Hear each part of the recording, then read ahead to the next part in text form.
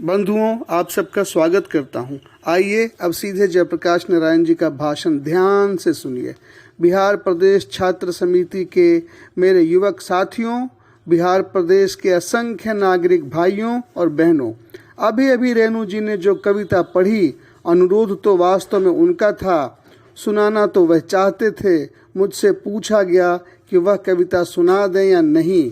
मैंने स्वीकार किया, लेकिन उसने बहुत सारी स्मृतियां और अभी हाल की बहुत दुखद स्मृति को जागृत कर दिया है। इससे हृदय भर उठा है। आपको शायद मालूम न होगा कि जब मैं वेल्लोर अस्पताल के लिए रवाना हुआ था तो जाते समय मद्रास में 2 दिन अपने मित्र श्री ईश्वर अय्यर के साथ रुका था। वहाँ दिनकर जी गंगा बाबू मिलने आए थे, बल्कि गंगा बाबू तो साथ ही रहते थे और दिनकर जी बड़े प्रसन्न दिखे। उन्होंने अभी हाल की कुछ अपनी कविताएं सुनाई और मुझसे कहा कि आपने जो कुछ आंदोलन शुरू किया है, जितनी मेरी आशाएं आपसे लगी थी, उन सब की पूर्ति आपके इस आंदोलन में, इस नए आह्वान में देश के तरुणों का आपने जो किया है, मैं देखता हूँ। इतने में तालियां बजनी शुरू हो जाती हैं। जयप्रकाश नारायण जी कहते हैं, तालियां हरगिज न बजाएं, मेरी बात चुपचाप सुनिए। अब मेरे मुंह से आप हुंकार नहीं सुनेंगे, लेकिन जो कुछ विचार मैं आपसे कहूँगा वे विचार हुंकारों से ही भरे होंगे। क्रांतिकारी वे विचार होंगे जिन पर अमल करना आसान नहीं होगा। अमल करने के लिए बलिदान करना होगा, कष्ट सहना होगा, गोली और लाठियों का सामना करना होगा, जेलों को भरना होगा, जमीनों की कुर्कियां होंगी। यह सब होगा। यह क्रांति है मित्रों, और संपूर्ण क्रांति है। यह कोई विधानसभा के विघटन का ही आंदोलन नहीं है। यह कोई विधानसभा के विघटन का ही आंदोलन नहीं है। यह तो एक मंजिल है जो रास्ते में है। दूर जाना है, दूर जाना है। जवाहरलाल नेहरू जी के शब्दों में, अभी न जाने कितने मीलों इस देश की जनता को जाना है उस स्वराज्य को प्राप्त करने के लिए जिसके लिए देश के हजारों लाखों जवानों ने कुर्बानियां की हैं, जिसके लिए सरदार भगत सिंह, उनके साथी, बंगाल के सारे क्रांतिकारी साथी, महाराष्ट्र के साथी, देश भर के क्रांतिकारी साथी गोली का निशाना बने या तो फांसियों पर लटकाए गए। जिस स्वराज्य के लिए लाखों लाख देश की जनता बार बार जेलों को भरती रही है, लेकिन आज 27-28 वर्ष के बाद का यह जो स्वराज्य है उसमें जनता कराह रही है। भूख है, महंगाई है, भ्रष्टाचार है, कोई काम नहीं जनता का निकलता है बगैर रिश्वत दिए। सरकारी दफ्तरों में, बैंकों में, हर जगह टिकट लेना है, उसमें जहाँ भी हो रिश्वत के बगैर काम नहीं जनता का होता। हर प्रकार के अन्याय के नीचे जनता दब रही है। शिक्षा संस्थाएं भ्रष्ट हो रही हैं। हजारों नौजवानों का भविष्य अंधेरे में पड़ा हुआ है। जीवन उनका नष्ट हो रहा है। इस प्रकार की शिक्षा दी जाती है, गुलामी की शिक्षा, कलम घिसने की शिक्षा। शिक्षा पाकर दर दर ठोकरें खाना, नौकरी के लिए नौकरियां मिलती नहीं। दिन पर दिन बेरोजगारी बढ़ती जाती है, गरीब की बेरोजगारी बढ़ती जाती है। गरीबी हटाओ के नारे जरूर लगते हैं, लेकिन गरीबी बढ़ी है पिछले वर्षों में। भूमिहीनता मिटाने के लिए सीलिंग के कानून बने, दूसरे कानून बने हैं, लेकिन आज ज़्यादा भूमिहीन हैं पहले के मुकाबले में। ज़मीनें छिन गई हैं छोटे छोटे गरीब किसानों की। तो मित्रों, आज की स्थिति यह है, और इस स्थिति में वहाँ मद्रास में दिनकर जी ने जो कुछ हमें अपने शब्द सुनाए बड़े हृदयग्राही थे। और उसी रात जब विदा हुए, उसी रात को हमारे मित्र रामनाथ जी गोयनका, इंडियन एक्सप्रेस के मालिक के घर पर वह मेहमान थे। रात को दिल का दौरा पड़ा। 3 मिनट में उनको अस्पताल पहुंचाया गया। गोयनका जी ने 3 मिनट में विलिंगटन नर्सिंग होम शायद उसे कहते हैं, सारा इंतज़ाम था वहां पर। पटना का अस्पताल तो पता नहीं 3 घंटे में भी तैयार न हो पाता। सभी डॉक्टर सब तरह के औजार लेकर तैयार थे, लेकिन दिनकर जी का हार्ट फिर से जिंदा नहीं हो पाया। उसी रात उनका निधन हो गया। ऐसी चोट लगी उनकी यह कविता सुन करके, उनका वह सुंदर सौम्य जोशीला चेहरा याद आ गया। आज लगता है हमारे दो मित्रों की कितनी कमी है। आज भाई बेनीपुरी जी होते, उनकी लेखनी में जो ताकत थी, आज के जुलूस का, आज के सभा का जो वर्णन देते, एक एक शब्द में अंगार होते। आज दिनकर जी जो कविता लिखते नए भारत के नव निर्माण के लिए, जो देश के युवकों और छात्रों और देश के साधारण व्यक्तियों, नर और नारियों के द्वारा आज से हो रहा है शुरू, प्रारंभ हो गया है, वह कविता शायद इस नवीन क्रांति का एक अमर साहित्य बन जाती। लेकिन आज दोनों ही नहीं हैं, न दिनकर जी हैं न बेनीपुरी जी। तो मित्रों, ये स्मृतियाँ जगी हैं और इनका भार हृदय पर है। मैं थक गया हूँ, इसलिए मैं चला गया था गांधी संग्रहालय। डॉक्टर रहमान और दूसरे डॉक्टरों ने मेरी परीक्षा की, दवा मैंने ली, कुछ आराम किया, कुछ लेटा। खबर ले रहा था कि सब लोग आ गए हैं। बहनें हमारी जुलूस से लौटी कि नहीं, तो खबर मिली कि सब लोग आ गए। तब जीप पर बैठकर मैं आपकी सेवा में पहुंच गया। थोड़ा विलंब हुआ, थोड़ा और विलंब होगा, लेकिन मुझे आपसे कुछ बातें कहनी है।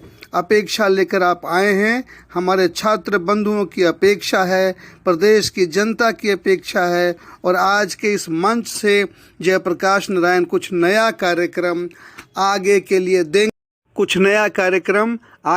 देंगे। तो मित्रों, यह कोई मेरा कार्यक्रम नहीं है। मैंने अपने छात्र बंधुओं से चर्चा की, संचालन समिति में इसकी चर्चा हुई, उनमें से कई लोगों ने लिख के अपने सुझाव भेजे, बुद्धिजीवियों से चर्चा हुई, आचार्य राममूर्ति जी, नारायण भाई, मनमोहन भाई, त्रिपुरारी शरण, जिन चार अपने वरिष्ठ साथियों को मैं जिम्मा दे गया था कि वे हमारे तरफ से जो हमारे विचार हैं उनको ठीक अर्थ में रखते हैं छात्रों के सामने, छात्रों का नेतृत्व करने के लिए नहीं, उनका साथ देने के लिए हमारी तरफ से उनसे बातें हुई। सभी चर्चाओं का निचोड़ हमने निकाला है, वह आपके सामने रखूँगा। कोई तफसील का प्रोग्राम नहीं होगा, वह पीछे आएगा। समय समय पर तफसील में, विस्तार में किस तारीख से क्या करना है, लेकिन मुख्य बातें आपके सामने रख देता हूँ। बहुत सारा कार्यक्रम एक साथ रख दिया जाए तो आपको याद भी नहीं रहेगा, तो मुख्य बातें आपके सामने आज रखूँगा। 8 बातें जो मैं कहना चाहता हूँ। मैंने आज तक कुछ लिखित अपने नोटों को देख करके भाषण नहीं दिया। बैठ जाता हूँ बोलने, जो प्रेरणा होती है वो बोल देता हूँ।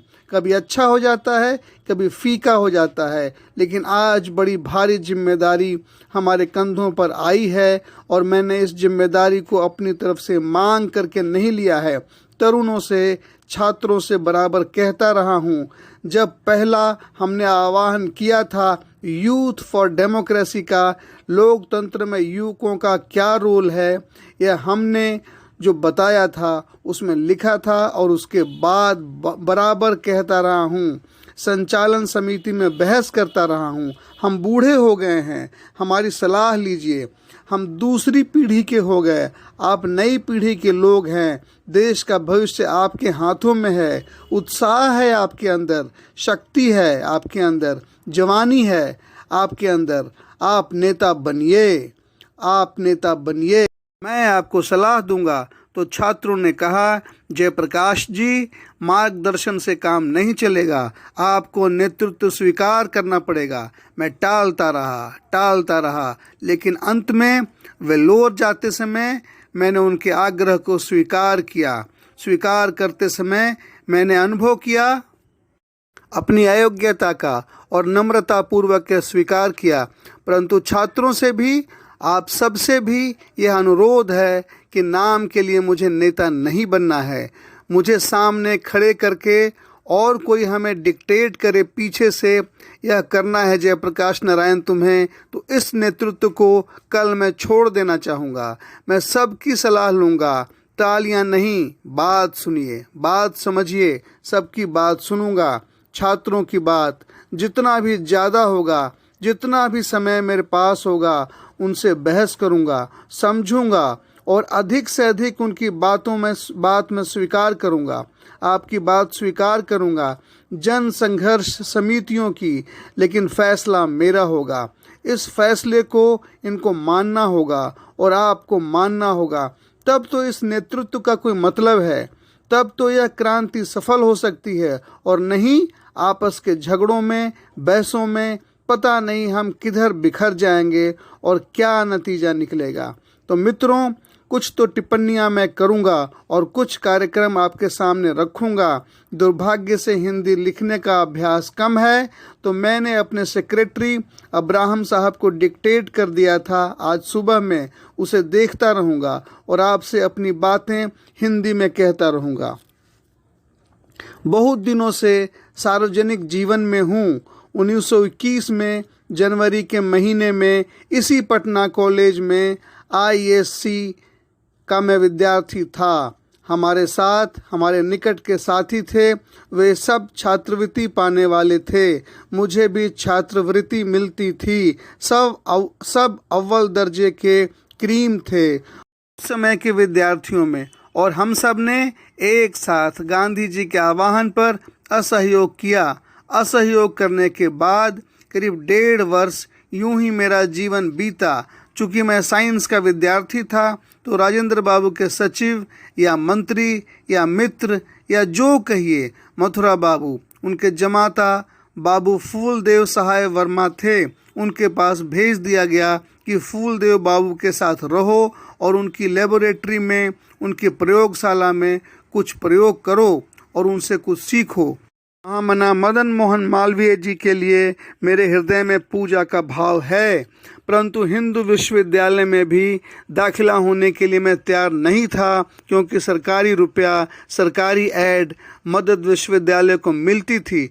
स्वतंत्र नहीं था वह, पूर्ण रूप से राष्ट्रीय विद्यालय नहीं था, तो मैं किसी विद्यालय में नहीं गया। बिहार विद्यापीठ में मैंने परीक्षा दी, ISC की, पास तो करना ही था, पास कर गया। उसके बाद बचपन में मैंने, जब हाई स्कूल में था, मैंने स्वामी सत्यदेव के भाषण सुने थे अमेरिका के बारे में। कोई धनी घर का नहीं हूँ, थोड़ी सी खेती, और पिताजी नहर विभाग में जिलादार, बाद में रेवेन्यू असिस्टेंट हुए, नॉन गेस्टेड ऑफिसर थे।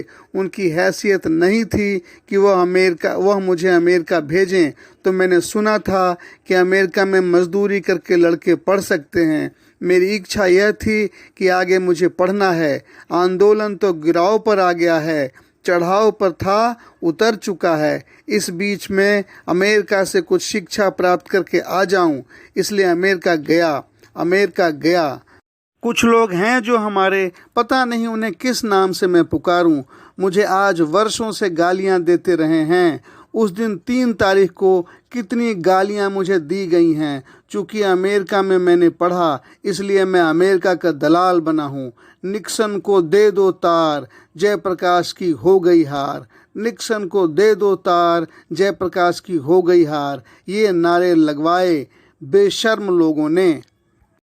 मित्रों, अमेरिका में बागानों में मैंने काम किया, कारखानों में काम किया, लोहे के कारखानों में, जहां जानवर मारे जाते हैं, उन कारखानों में काम किया। जब यूनिवर्सिटी में पढ़ता था, छुट्टियों में काम करके इतना कमा लेता था कि कुछ खाना हम 3-4 विद्यार्थी मिलकर पकाते थे और सस्ते में हम लोग खा पी लेते थे।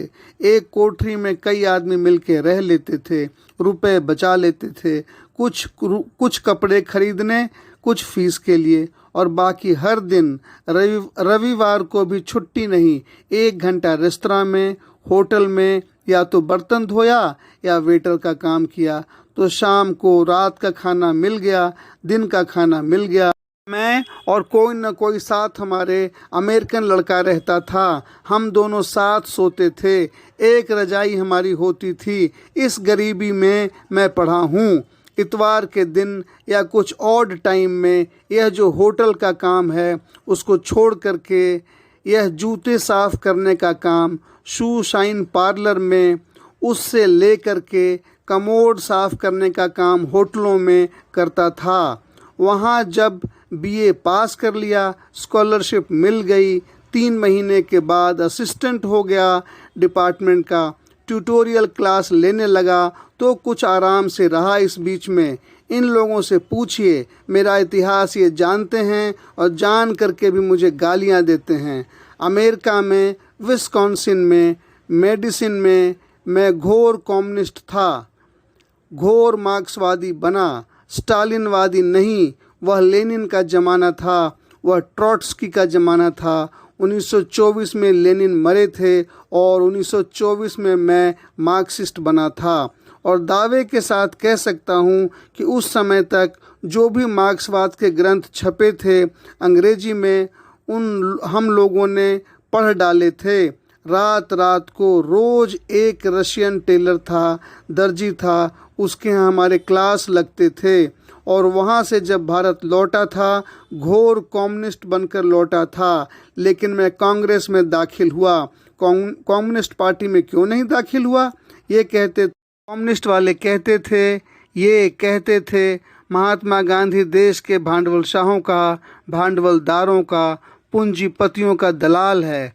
चौपाटी में बम्बई के भाषण हुआ जुगेलकर का कि गांधी उनका दलाल है, पूंजीपतियों का। यह कांग्रेस पूंजीपतियों की संस्था है। मैंने जो लेनिन से सीखा था वह यह सीखा था कि जो गुलाम देश हैं, वहाँ के जो कम्युनिस्ट हैं, उनको हरगिज़ वहाँ की आज़ादी की लड़ाई से अपने को अलग नहीं रखना चाहिए। यद्यपि उस लड़ाई का नेतृत्व, जिसको मार्क्सिस्ट भाषा में बुजुर्वा क्लास कहते हैं, उस क्लास के हाथ में हो, पूंजीपतियों के हाथ में उसका नेतृत्व हो, फिर भी कम्युनिस्टों को अलग नहीं रखना चाहिए, अपने को आइसोलेट नहीं करना चाहिए। उस समय मेरठ कॉन्स्पिरेसी केस चल रहा था, बड़े लोग जेल में थे, लेकिन खोज खोज कर मैंने उनको ढूंढा। घाटे को ढूंढा, मिरजकर को ढूंढा, पीसी जोशी को ढूंढा, बहस की इन लोगों से। लंदन में क्लेमेंस दत्त, पाल्मे दत्त के भाई, पाल्मे दत्त बेल्जियम में थे तो उनसे तो मुलाकात हुई नहीं। लेबर मंथली के संपादक और विद्वान वहाँ की कम्युनिस्ट पार्टी के ब्रेन थे। क्लेमेंट से कितनी बातें की। गलत रास्ता बता रहे हो आप, स्टालिन के गुलाम हो, रूस के गुलाम हो, लेनिन को भूल गए, इसलिए इन कम्युनिस्टों के साथ नहीं गया। आज़ादी की लड़ाई में गद्दारी की इन्होंने। डांगे साहब ने सीआईडी का काम किया, क्यों? रूस एलाई था, अमेरिका इंग्लैंड का, पीपल्स वार था, हम लड़ रहे थे अपनी आज़ादी के लिए। गांधी जी जेल में थे, नेहरू जी जेल में थे, और यह लोग गद्दारी किए हुए थे उस जमाने में। हम ये कहते हैं ये लोग, तो मित्रों यह तो कहने वाला नहीं था, यह 8 में से पॉइंट नहीं था, लेकिन निकल गया क्योंकि दिल भरा हुआ है। ऐसा दुखी है हृदय हमारा। नारे लगाते हैं, पूंजीपतियों का कौन दलाल, जय प्रकाश जय प्रकाश, अमेरिका का कौन दलाल, जय प्रकाश जय प्रकाश। किस दुनिया में रहते हैं ये, पता नहीं। पहली बात जो मैंने नोट की है आपसे कहने के लिए, वह इस सरकार के बारे में है। आज से 3 दिन हुए, मुख्यमंत्री गफूर साहब मिलने आए थे, बहुत प्रेम से मिले। उसके 2 दिन के बाद बिहार के उद्योग मंत्री चंद्रशेखर बाबू मिलने आए, बहुत प्रेम से मिले। लेकिन प्रधानमंत्री से लेकर के दीक्षित जी, भारत के गृह मंत्री से नीचे सब लोग मुझे डेमोक्रेसी का सबक सिखाते हैं। इनमें से किसी को कोई अधिकार नहीं है कि जयप्रकाश नारायण को लोकतंत्र की वे शिक्षा दें, लेकिन वे जयप्रकाश नारायण को शिक्षा देने की हिम्मत करते हैं।